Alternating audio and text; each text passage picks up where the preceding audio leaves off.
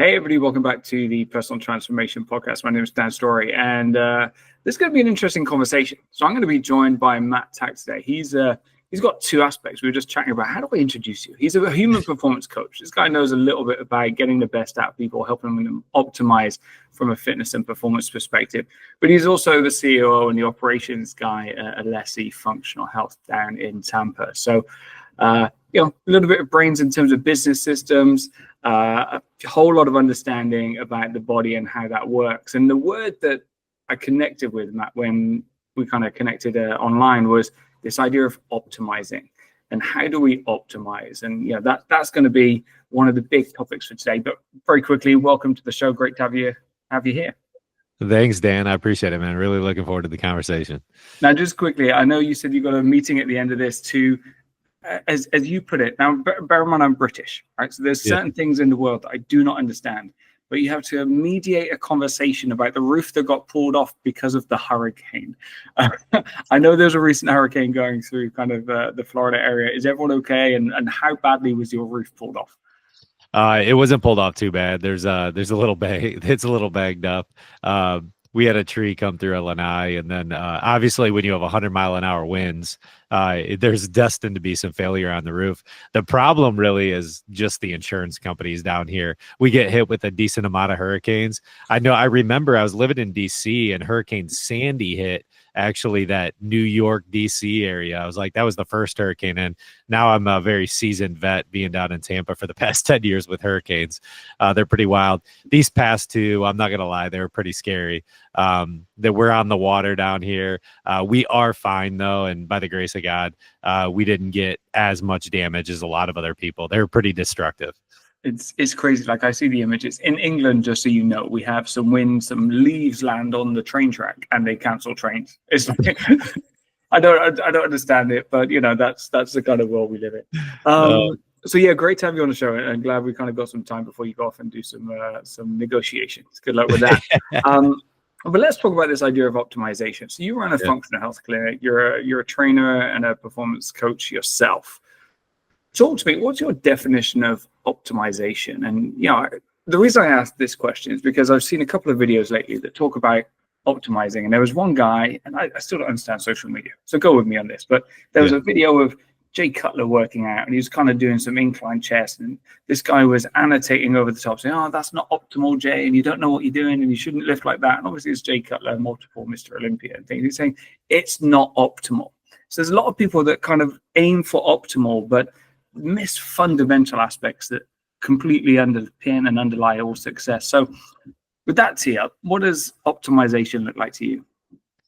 Yeah, it's a broad term. It's very broad. I think optimization, in a nutshell, I liked how you just said fundamentals, because fundamentals are really the discipline that's created amongst everything else, right? You have fundamentals in business.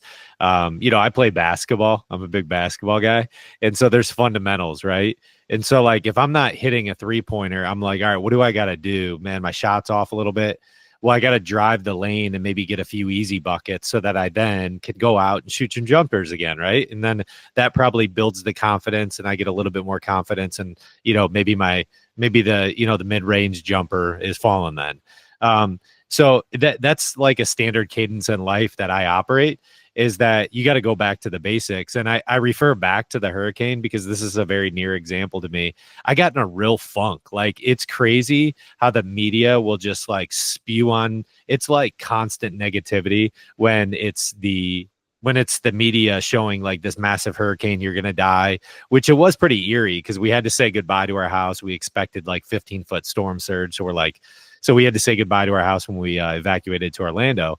By the grace of God, again, Milton didn't hit us. It hit further south, which was very destructive. So we didn't get that 15-foot storm surge that they said. So our house was okay. But coming back, you're like eating hotel food, not very optimized, right? You're working out in a hotel. You're not in your standard ecosystem or your environment. So like, I wasn't too optimized, I would say, like during that time frame. I was like when you're locked in a hotel room, like, what do? I guess I just go to bed now. It's like 8:00 at night. I'm usually like a 9:30 guy, but I wasn't in my natural habitat to stay optimized.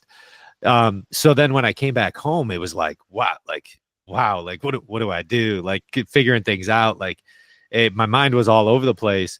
And that's exactly what I told myself. I said, Matt, you got to get back to the basics and you got to get back to the fundamentals. And what are the fundamentals? Well, you work out a certain time, typically every day, right? You eat a certain way, right? You got to go grocery shopping. Grocery stores now had food, right? Because grocery stores were depleted of food for like a week. It was, when people go through hurricanes, they grab everything and then they throw them in treasure chests and move on, right? Toilet paper's gone. So all these things, but I had to go to the grocery store. I had to get back to the basics. Like, what was I eating? What is my nutritional strategy? Because I do have one, right? You have a plan. Yeah. And so what you track gets managed. And so those are the things of like, what is optimization? It's just, how do I hit my protein targets again every day, right? And I know how to do that. That's through my chicken, my yogurts, and my protein shakes. I hit my protein targets. I know I'm good. And so, because I count macros, I think everyone should count macros. That's part of optimization too.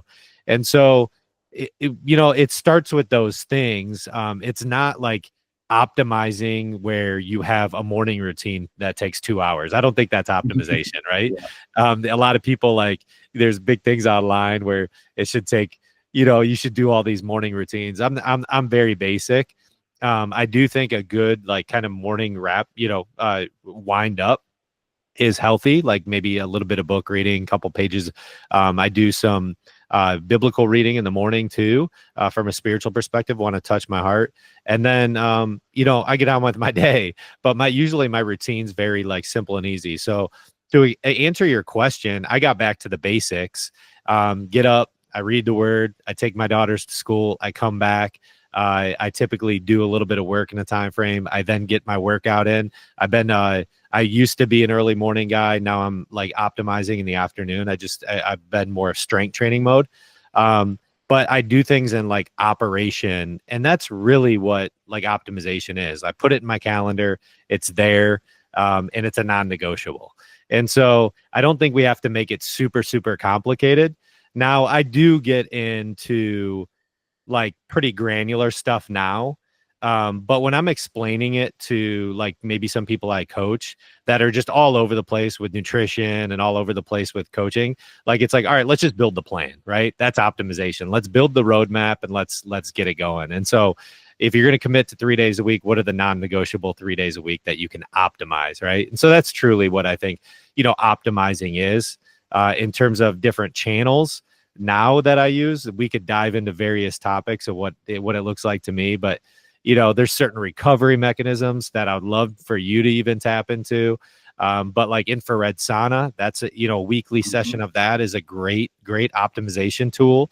I do utilize some cold plunge therapy infrequently now. I did that every day last year, and that was not something I'll do again. But just different strategies, right? Now I start implement testosterone replacement therapy, something new for me. I started that back in June. I would call that a little level of optimization, right? Getting my blood work done and really knowing the data behind my blood work. And so it does become all encompassing. But if you're starting from the basic, right? It's exactly what you said. Get to the fundamentals. What's the layup that can occur? And that's just building out a very simple nutritional and fitness plan. This is beautiful. You covered so many things. We're gonna dive into some of those, and I definitely want to get your advice on recovery. So as I was mentioning before, I'm kind of 2 weeks out from a pretty major competition from a bodybuilding perspective. I'm also 45 years old, and things, they slow down. Like they definitely change, and there's certain things that slow down. I can't drink. I could never drink, but now I can't drink, and you recover for the next day. Do you remember those days kind of we were kids and we kind of do that thing, and then we're up in the morning. We didn't even sleep. It was mad. But we go through those phases. It's hilarious. Now I can't even have one sip of anything without hangover the next day. But physical recovery is another one. When you push yourself to a limit, like there's only so much recovery your body can do. So definitely want to pick your brains on that in a moment. But I'm really glad you said that. Is the kind of first level of optimization is just the fundamentals, because a lot of people think it's like you say, the morning routine, or like the super sparkly things, or this, I take this one supplement over here and then suddenly my life is sorted. And people miss the point, which is actually there's some core fundamental building blocks that if you get those in place, then optimization, then you can optimize. So I'm glad you're kind of starting there. We'll kind of come into some of your key pillars in a moment. But one question I want to ask you is, how do you know you're not optimized? What's the one thing? So you talked about, you've got a hurricane in your face, you're in a hotel, you've abandoned your house, your food and nutrition is all over the place.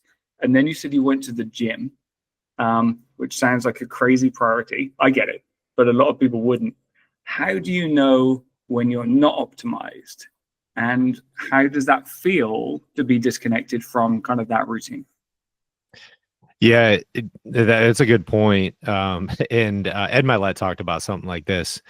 Probably, I don't know. I was in his one of his programs too, and he might have touched on it there. But everything produces a feeling, right? And so, like, we feel something regardless. Like we have a little puppy, and when I hold that little puppy, it produces a feeling. I just look at it, I kiss it, it gives me a feeling, right? A pretty good feeling.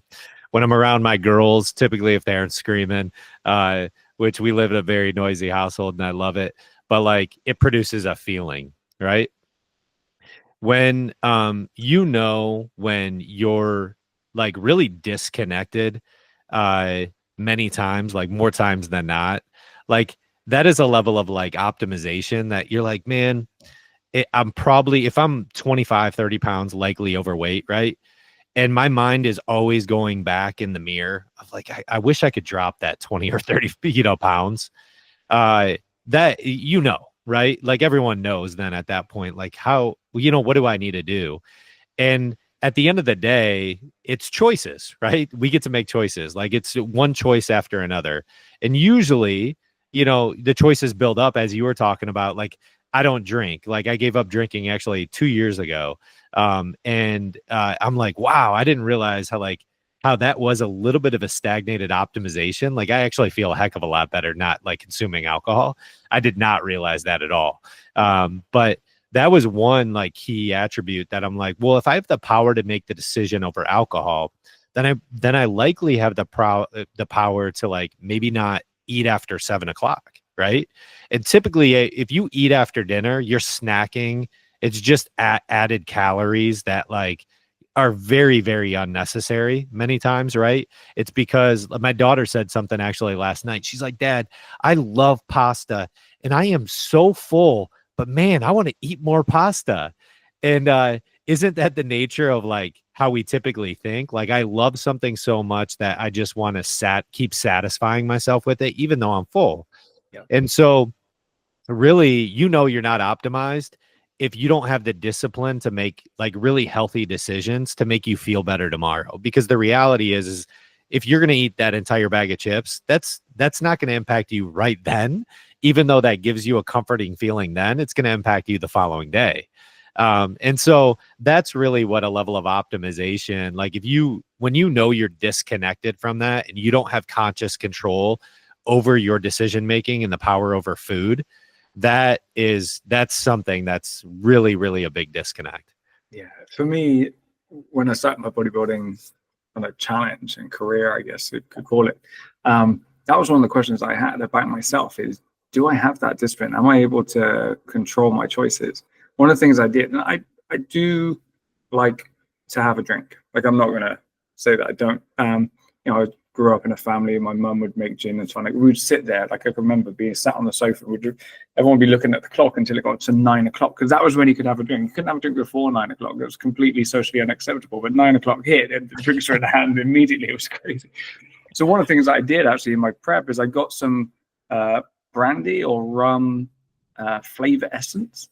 And I got some like sugar-free, calorie-free soda or like lemonade and just put it in there. So I could still have the same color and the same thing, but I was tricking myself in kind of a weird way. Because I think a lot of people don't like to change their habits, right? The habit is set.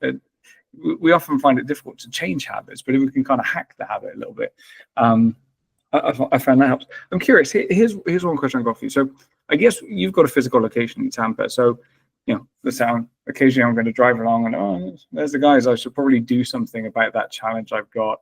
You mentioned like being overweight or injured or ill or something along those lines. And people drive past it day after day after day and ignore the decision. Some people then come in, I'll have a conversation with you and say, hey, Matt, I'm thinking about making a change.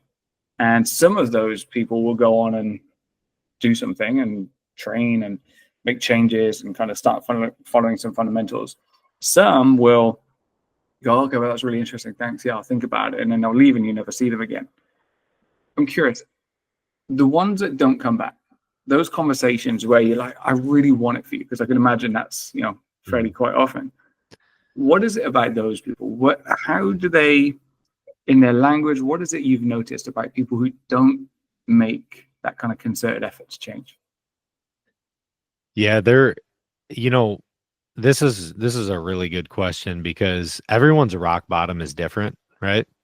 And the pain hasn't been enough at that point.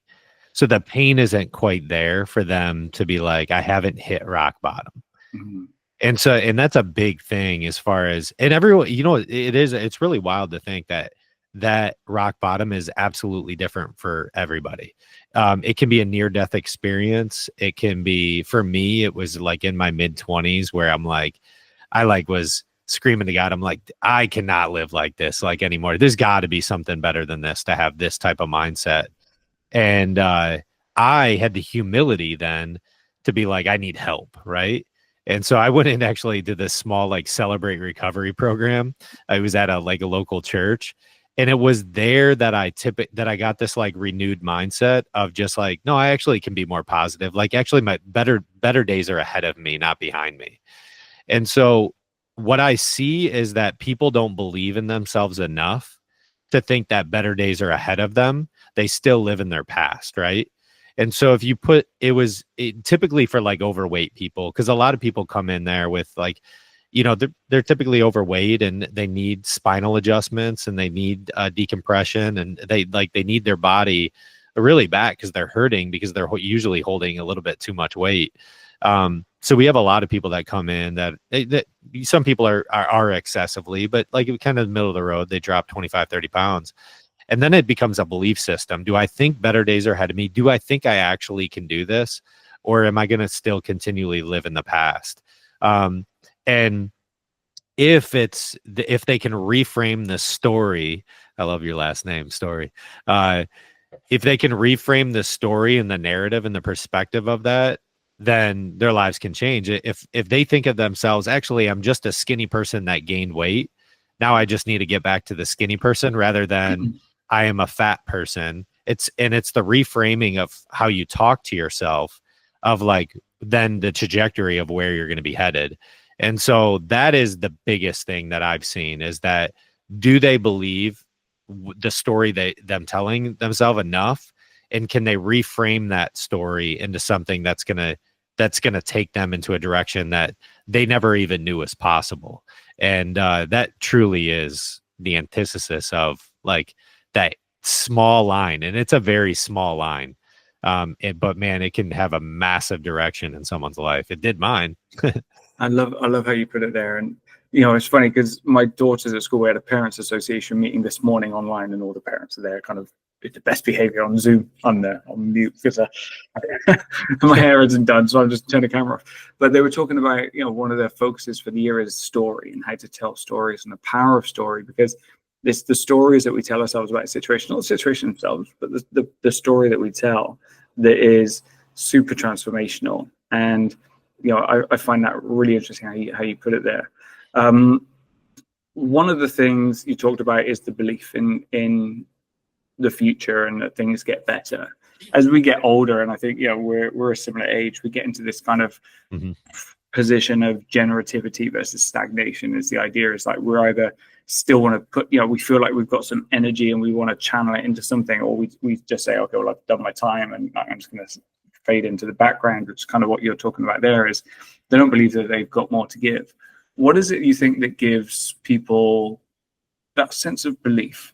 For me, I had massive doubt if I could do it. I just had a tiniest little belief that other people can do it, so I might as well try. What do you think gives people that belief? That's where that small bit of hope, as soon as you lose that small, somebody asked me on a prior podcast, what does hope mean to you? And you don't need this grandiose hope. that's like so far out into the future. You just need, sometimes it's hope for the next 10 minutes, right? You need, like, especially after like this hurricane, I hate going back to this, but some people's lives were just like, it's crazy. Like everything was taken from them in a night, right? And then it's a deliverable of hope. And all you just need is that fraction of hope, right? And if you have that fraction of hope, that's the belief, right? I think, right? And the more you do it consistently, that belief obviously becomes more and more. And so like if you can do something consistently, I think I can do this again, right? So there's three different phases, because like I always see this in guys I coach, of that there's this grind phase. If they can get through the grind phase and get to the growth phase, then they're likely to see gold on the other side. And so but the grind phase is very hard to get through, because that's when things get boring, right? And when things get boring to people, and I give a story of this, right? Because my wife said it to me the other day. She's like, "You love going to the gym," and it's not the fact that I love going to the gym. I don't. I just love the other side of what happens when I get out of the gym, right? And so being at the gym for an hour plus today, I was like, man, I really want to leave. Like, dude, I didn't have a ton of energy in me today. The last few days have been hard. We had a conference yesterday, and it was just one of those things. I did not want to go to the gym, but that is like that's the small hope, right? In this idea of like, well, I'm proving something, right? And I got to make it a little bit more and a little bit better and a little bit bigger. And so if you can really manifest that pattern, but you have to get through the grind, you have to go through the boring, the dirty stuff, the stuff that you have to be okay with boring a lot, to be honest with you, and but then that's what gives hope for another day, to the continuation of that is actually, I'm creating more and more belief into myself that I can do this.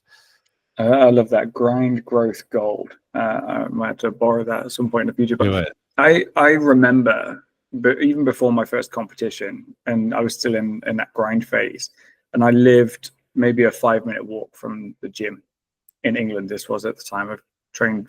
Well, I've moved a lot. Where'd you live in it? Where'd you live in England?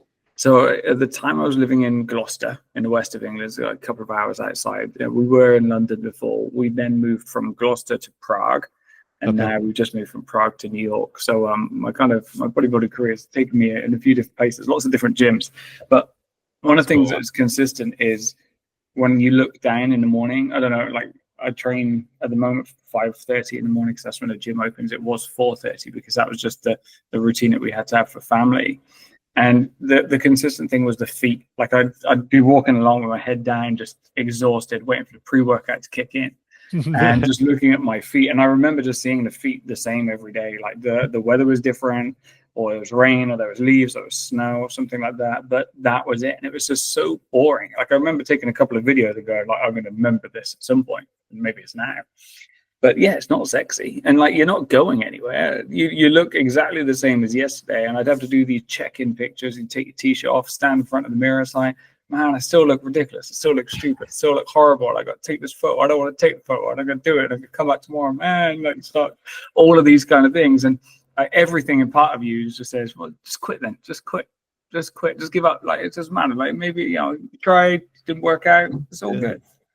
And I think, one of the things is just having the discipline to keep showing up. So one of the things that you mentioned earlier was this idea of adherence and the importance of your social group and the people around you. What do you think are some of the key aspects of keeping people going? Because getting people started, like you say, you hit rock bottom, if you have a bad day and you think, I should go and do it. We've got, in a couple of months, it's January, there's going to be all those people that kind of kick it off and just like, yeah. And then 5 minutes later, they stop. What do you think some of the keys are to adherence? Any program, not just fitness, just sticking at any goal. Yeah. Keeping it simple, stupid, the KISS method, right? You can't, my mind always wants to overcomplicate and create like just complexity to it. But one thing for me is like, if you have to keep it stupid simple for the first 3 months for sure. I like doing things in 90 days. So like when you're doing things for 90 days, they're easily trackable and measurable. But it's like running a business, like running a family. There's KPIs associated to like every one of those, right? And those KPIs, if you look at it, KPIs in a business are going to be numbers, right? Revenue drivers, different verticals you're going after, what your cost per acquisition is on your leads. Like those are things we're looking at, right? Of running our Facebook leads, all those things. But then family, your KPIs, you want to look at those as like, all right, what temperature check? Like, am I communicating with my wife? Do I have an attachment to my kids? Am I spending time with my kids? And just like what feeling is being produced in your house? Because we always have this where my wife and I, we did like we pray over the protection. We the protection of the peace of our household. Like we always want to have peace in our household, right? Yeah. And so like, how do we do that? And that's what the reverberation of everything, how to, do we say sorry a lot when we do things wrong? And that comes from the top down. I have to say sorry, right? So those are the measurables there. But like, then you have to have KPIs for yourself. Like, what's the checkpoint, right? Where am I at?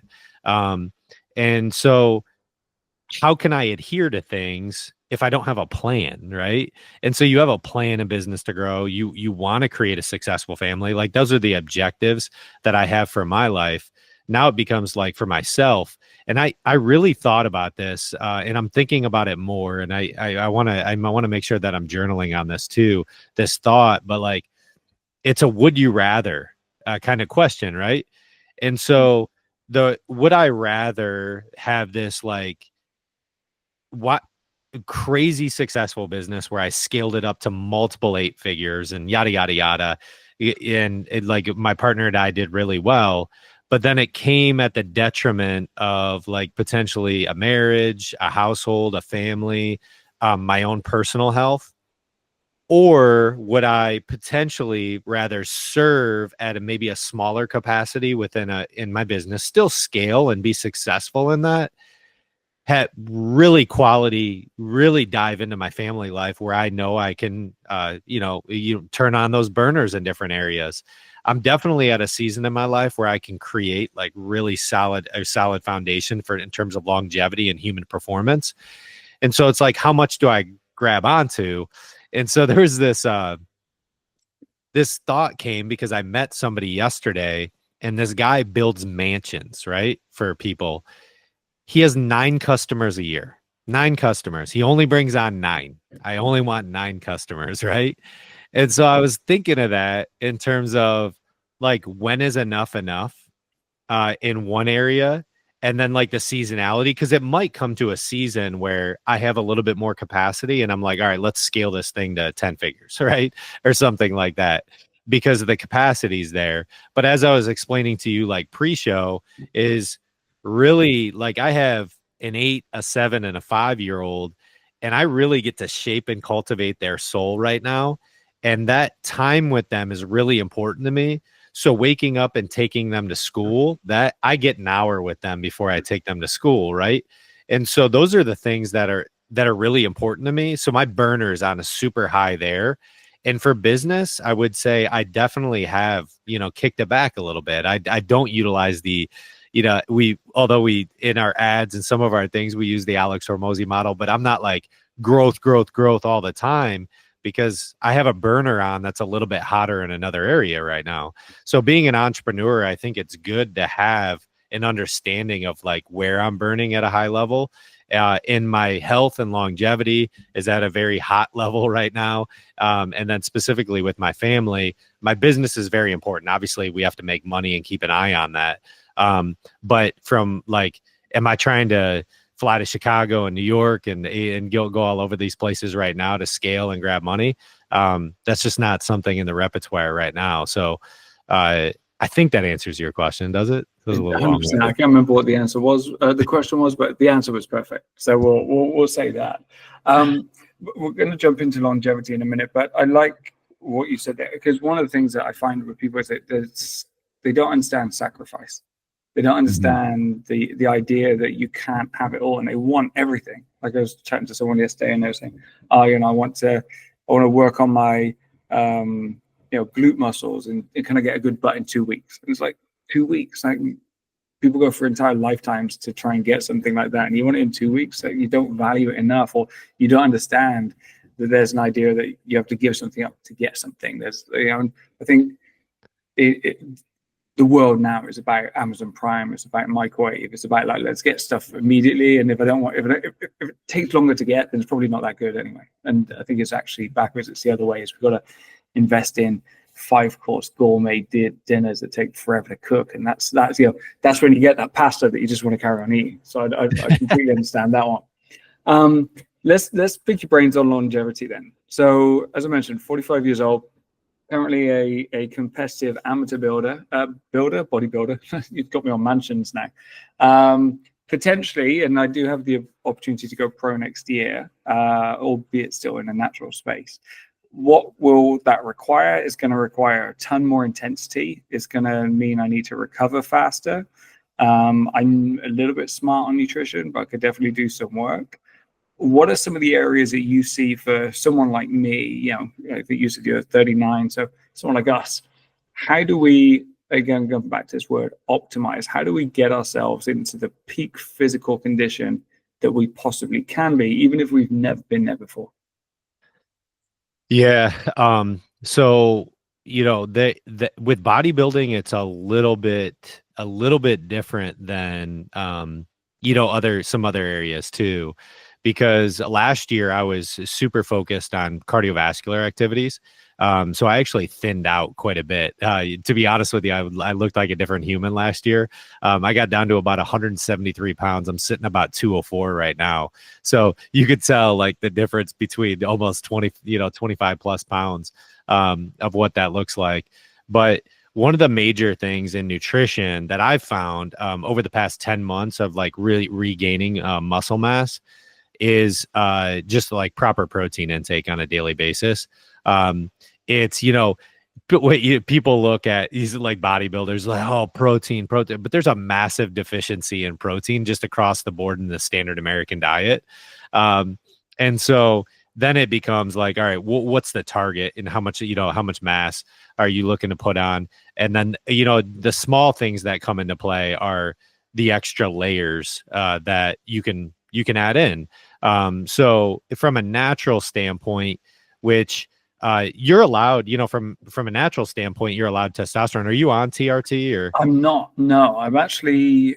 I had a conversation with someone about this because I'm in that. Lowering testosterone naturally is coming down. I'm not even allowed to have prescription testosterone in the division that I'm in. So I'm in pure natural, not even. Oh, you're on. Yeah, Oh, yeah. wow. I know, right? Okay. At some point, I know the importance of it, so I'm going to do something related to it. My brother has some kind of testosterone replacement, and it's working really well from him from an energy and kind of, like, longevity perspective. But while I'm competing, I can't have it. It's scary. Can't have it. Okay. Yeah. So that's a big thing, but not the end all be all, because there are 4 different supplements that actually I recommend that do boost testosterone levels so that you could take naturally. So ashwagandha is a great magnesium, zinc are 2 just for sleep support, because obviously when you get that sleep support, you can increase testosterone levels. And then the last one is just getting omegas, like really healthy, clean sourced omegas into your diet. But that goes back to this point. Over the past 10 months, I've used this protein called Dimetize ISO 100. It's a hydrolyzed protein. Okay. And the bioavailability of this protein is insane.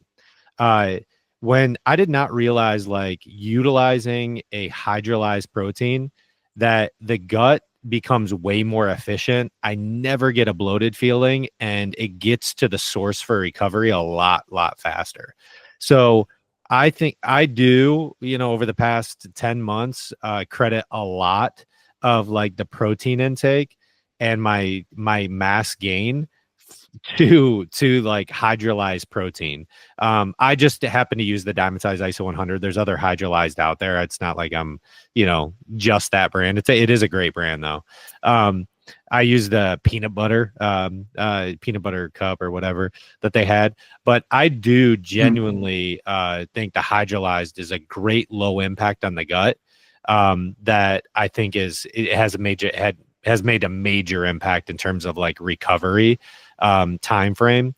Because I'm getting about 225 grams of protein in my diet. My goal weight is about 225. Okay. So I'm 1 gonna gram per pound. yeah. So I go 1 gram per pound there. So sometimes I'll exceed that a little bit just because I get more chicken. I do eat red meats, and then I try to eliminate pork. So I go straight beef and chicken on everything.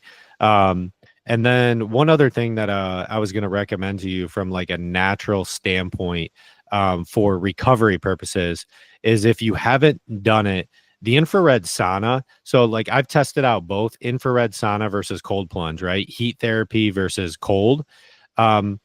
I do genuinely like cold, right? I do. I did it every single day last year. That was like kind of a guinea pig. I bought a plunge, had it at my house. I was like, I'm going to wake up and I'm going to get in the plunge, and then I'm going to go work out, right? As like a pre-workout.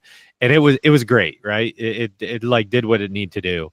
I don't think cold water has the natural benefits that like all the hoopla is about, right? I don't think the cold, especially post workout, in terms of like from a bodybuilding perspective, you're trying to really, really gain a lot of muscle mass. In definition, it will increase your brown fat, and decrease any type of like ancillary, blue fat that you might have. So like that's a good thing. So if you're like maybe right out from competition and you wanted to start using some cold to tighten up your skin a little bit, that might be like helpful. But overall, for like longevity purposes, and then getting really a lot of cardiovascular pull, I believe in heat. Heat's the way to go. Infrared, we have an infrared at our clinic. Heat is the best possible way. You just feel a lot better. The cold plunge is a cool thing, and it's a useful tool. I think it's a useful tool during recovery process when you could do maybe a little contrast therapy.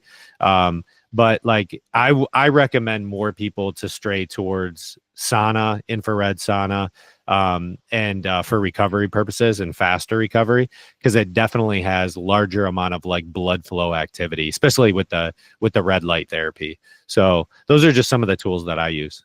That's very cool. I'm gonna look into definitely the sauna. I want to pick your brains on protein. Let's talk about this really quick. So the last competition I was at in Connecticut, there was a guy who was competing. He said, "Oh, I haven't done anything. I don't even weigh my food." And he was young, and he's naturally well built, but he didn't have the muscle mass that he could have, and he wasn't measuring macros. You mentioned about measuring macros. I think it's the biggest thing. It's an eye opener, because like I didn't know what a portion size was before I started bodybuilding. I would just pile food on my plate and wonder why I could never lose weight, even though I'm running a half marathon every weekend. I tried fitness, it doesn't work.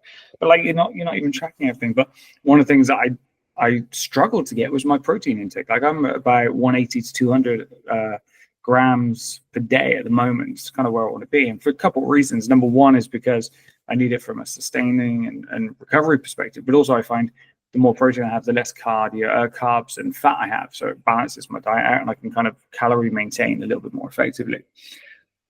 I won't go into too much detail because it's disgusting, but digestion is a key part, especially now. My body is so fine-tuned to everything. And actually, I get indigestion. I've just ordered some prebiotic, probiotic, just to help with digestion this next couple of weeks. So I'm definitely going to check out the hydrolyzed element, because that, for me, could be something. I need to be able to digest things a lot quicker. I remember my first protein shake, this is like 30 odd years ago, tasted like chalk, and there was only 3 flavors. It was like vanilla, chocolate, or strawberry, and none of them all tasted the same. And now we've got things like peanut butter cup. Life is good. Trust me. If you're having protein shakes now, screw you. Go back like 20 years and chew the chalk. For sure. Didn't even it's done. But let's kind of look at this sauna thing. And I understand the research about cold. I think the cold is a good shock, but it's more of a discipline thing rather than an actual physiological benefit thing. But talk to me about sauna, because I've heard this quite a lot. Is that something I can do at home, or do I need to kind of go to a location? Because you've got like the face saunas. Is this a home remedy, or do I need some kind of professional support on that? They have ones, I think, like cheap ones that you can buy like on Amazon. We have an Emblem, which is a really nice 4-person sauna, with infrared panels that radiate at our clinic. So ours is a little bit nicer. And then we just have a membership fee, so you can get access to like the infrared sauna and the cold plunge for like $100 a month. And then it's unlimited. You come in and when you use it. So that's something we do. At home, they tend to be a little bit more bulky, but then they also have bagged. I don't believe they have infrared though, like bagged ones that you can do. I don't, I guess the answer, like, I don't know in terms of like the overall research in terms of what they have on the market. I just know what we have at our clinic. But it's huge just from even people with cancer too. That just need blood flow is a massive thing when you have cancer, right? And detoxification. And if you can go do some detoxification on a regular basis, that can just only help and promote the body's activity to fight against cancer.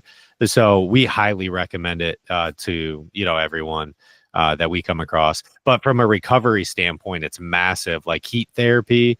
I'm a big believer in Epsom salt, right, Bass? Yeah. Magnesium is massive for muscle relaxation for sure.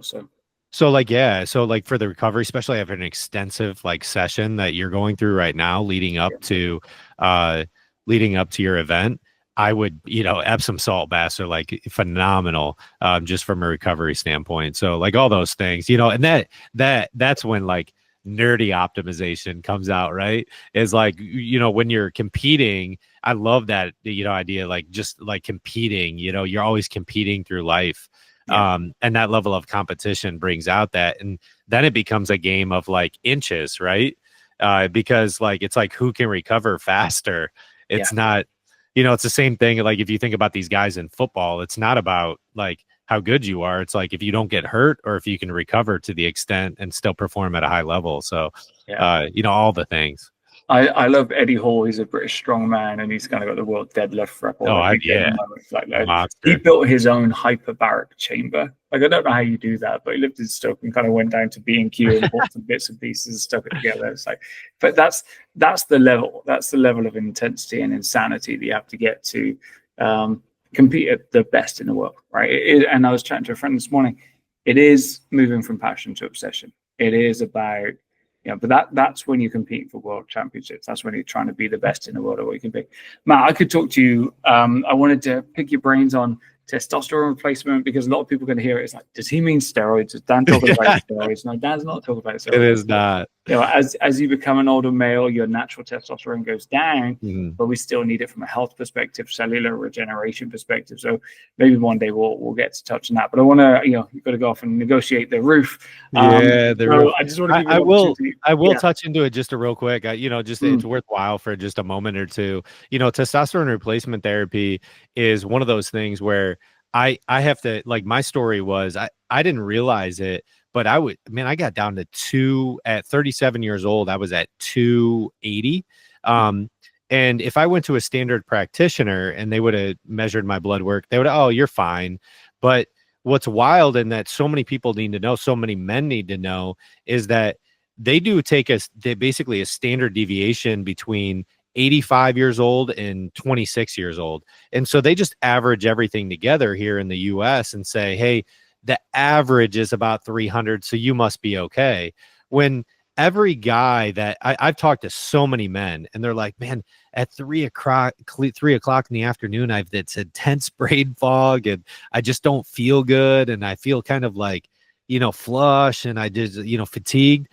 And really, it's not your libido. Many times it's brain fog, and that's where testosterone really comes into play. And that's what was impacting me in my life. I was like, can I even operate after 3:00? Like, it doesn't even make sense. I'm so fatigued. And so we went the natural approach at first, and that's what I was recommending to you. I took some supplementation to just boost that naturally. And it helped. So I got in the mid 4s, so about 450. So I bumped it up a few points.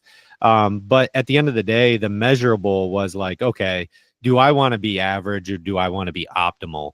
And my decision was optimal. And that's what it is. So testosterone replacement therapy is just a way for you to feel better and feel actually how you should as a man well into your 60s and 70s. Yeah, we don't need to let it drop. There's so many different ways of getting it now. So yeah, Matt, thanks for clearing that up. People thinking I'm pushing this natty thing a little bit too far, but it's so powerful, people. It's so powerful. Look into testosterone replacement, especially if, like you're saying, libido's down, brain fog's in, you're not feeling as ambitious as you used to be. We've still got a lot that we can give. Matt, it's time to go and negotiate. Get your negotiation hat back on. Final message for listeners. What do you want them to really take away from today?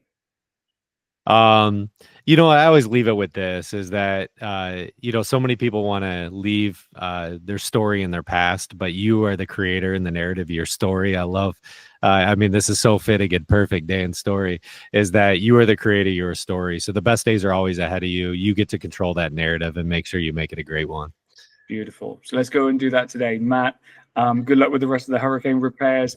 And if you've been listening, hopefully this has given you some ideas, a good kick in the butt to get started, and an interesting perspective on optimization. Thanks for listening. Thanks, Dan. Appreciate you, brother.